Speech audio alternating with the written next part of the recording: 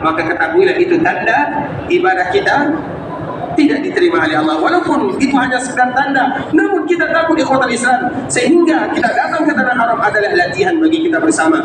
Bagaimana ibadah yang kita lakukan dikala kita berada di Masjid Nabi, dikala kita berada di Makkah Al-Mukarramah, kita betul-betul menjaganya, terutama perkara yang diwasiatkan oleh baginda yang mulia. Itu jugalah yang akan kita jaga dikala kita pulang ke kampung halaman. Itulah yang kita jaga. Sampai kapan? Sampai kita dipanggil oleh Allah Subhanahu wa taala.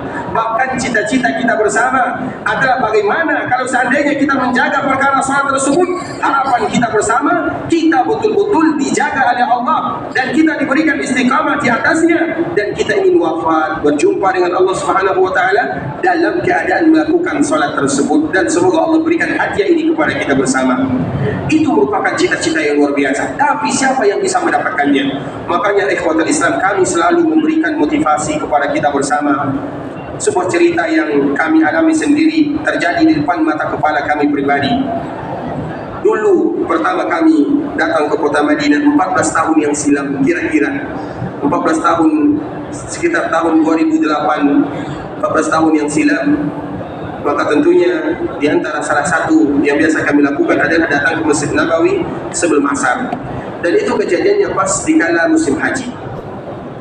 Di kala terjadi ibadah haji ikhwatul Islam, maka tentunya seperti biasa datang ke Masjid Nabawi, sholat sunnah, kemudian duduk sambil melihat yang ada di sekitarnya. Kemudian di suatu sore ini kami pun datang ke Masjid Nabawi sebelum asar. Kemudian di depan kami ada seorang orang tua yang umurnya mungkin 60-65 tahun, berasal dari, mungkin kalau tidak salah berasal dari Solo atau Solo, sekitar Solo. Kemudian ikhwatul Islam, dia pun melakukan ibadah salat Allahu Akbar. Kemudian dia salat 2 rakaat. Kemudian setelah salat 2 rakaat, dia salat 2 rakaat lagi. Karena memang dianjurkan bagi kita untuk salat 4 rakaat sebelum asar. Hadis Nabi sallallahu alaihi wasallam yang diriwayatkan oleh Imam At-Tirmidzi, rahimallahu imra'an shalla qabla al-'asri arba'an. Semoga Allah merahmati seorang laki-laki yang dia salat 4 rakaat sebelum asar. Hadis yang diriwayatkan oleh Imam At-Tirmidzi dan derajatnya adalah hadis yang hasan, yang dianjurkan bagi kita untuk menjaga salat tersebut.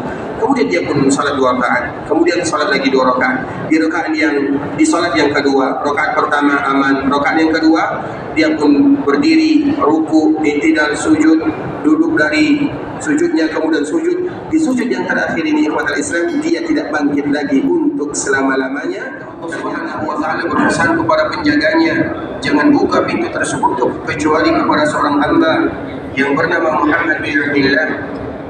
Rasulullah sallallahu alaihi wasallam yang Allah senantiasa menyanjungnya.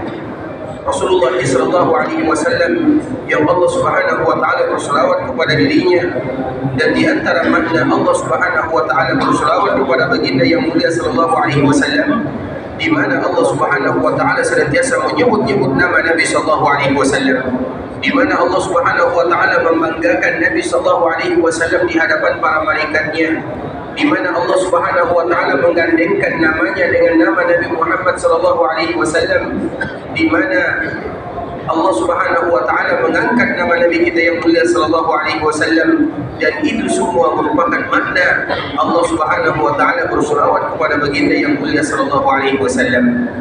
Begitu juga malaikat-malaikat Allah Subhanahu wa taala yang jumlah mereka lebih banyak daripada jumlah manusia, semua mereka tanpa dikecualikan oleh Allah Subhanahu wa taala berselawat kepada Rasulullah sallallahu alaihi wasallam.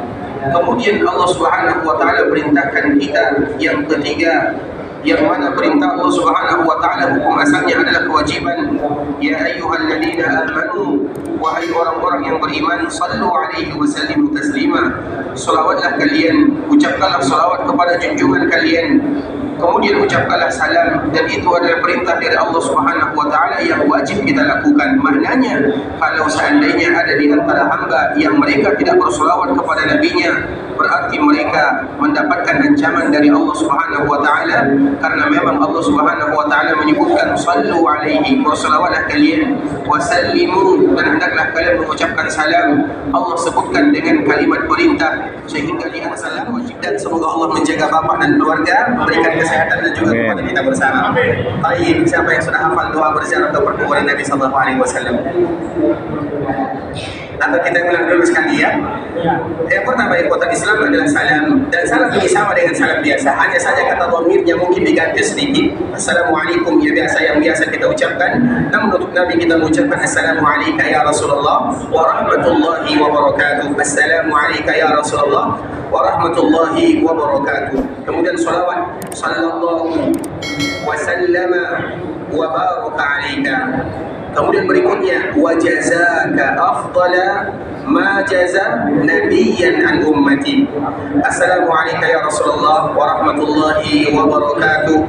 Sallallahu wa sallama wa baraka alaika wa jazaka afdala ma jaza nabiyyan an ummati. Baik, siapa yang sudah hafal? Ada yang sudah hafal doa berziarah? Kalau kita tidak hafal, nanti bagaimana kita berziarah ke kuburan baginda yang mulia sallallahu alaihi wasallam? Ada yang sudah hafal? Barakallahu fiik. Kita dahulukan yang lebih tua, yang mana yang lebih depan? Siapa tadi? Kayaknya sama-sama muda nih semuanya. Mana kita dahulukan?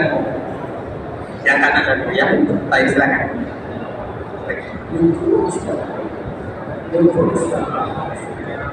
Assalamualaikum warahmatullahi wabarakatuh. Masya Allah, baik. Masya Allah, baik.